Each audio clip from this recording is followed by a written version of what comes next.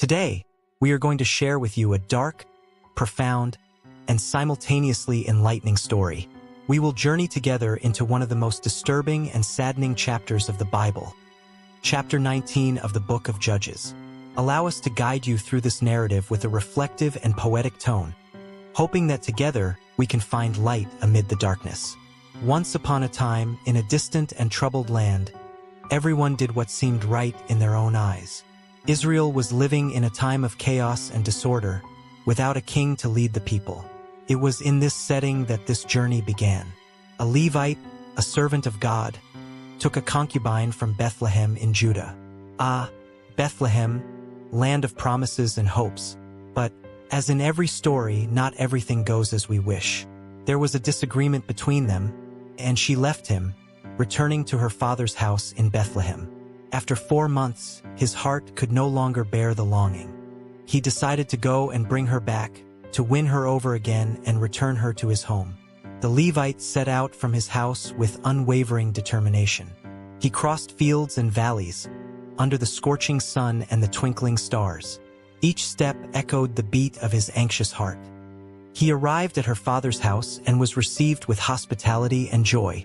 Her father, a man with gray hair and tired eyes, opened the doors with a welcoming smile. They stayed there for a few days among feasts and conversations. Her father, perhaps trying to redeem himself for what had happened, insisted they stay another day and another day. For 5 days he detained them, but finally, at dawn on the 5th day, they departed. The sun was high when they left Bethlehem. They walked for hours and night began to fall. The sky, once an endless blue, now turned shades of orange and purple.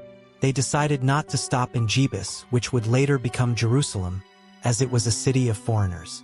They continued on to Gibeah, in the land of Benjamin, hoping to find shelter among their fellow Israelites. When they arrived in Gibeah, the square was deserted.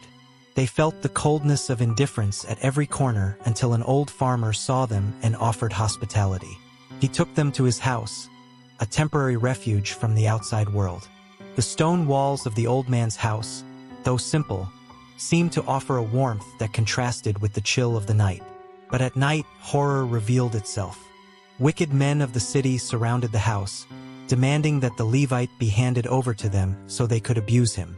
The old man, in his anguish and desperation, offered his own daughter and the Levite's concubine in exchange for peace. The scene that followed was one of unimaginable despair. Against everyone's will, the concubine was given to those human beasts. They abused her all night, and at dawn, left her to die at the door of the house. When the door was opened and they saw her fallen, everyone's heart shattered into 1,000 pieces. They called for her to get up, but she did not respond. She was placed on the donkey, and in silence they made their way back home. There, in a gesture of desperation and indignation, the Levite cut her body into 12 parts and sent a piece to each tribe of Israel, as a cry for justice and a call for unity. This act sparked a civil war, a confrontation between the children of Israel and the tribe of Benjamin. Blood was shed and the pain of a people spread.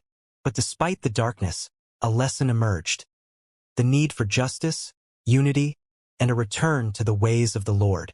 Today, as we share this story with you, we feel the pain of that night as if it were our own. It is a call to reflect on our own paths, on the choices we make, and on the importance of remaining united in faith and justice. May we always seek the light, even in the darkest stories, and find in God the strength to overcome the darkness. Thank you for joining us on this journey. And so, we conclude another reflection. If this story touched your heart, don't forget to leave your comment, like, and share. May God bless you all, and until next time.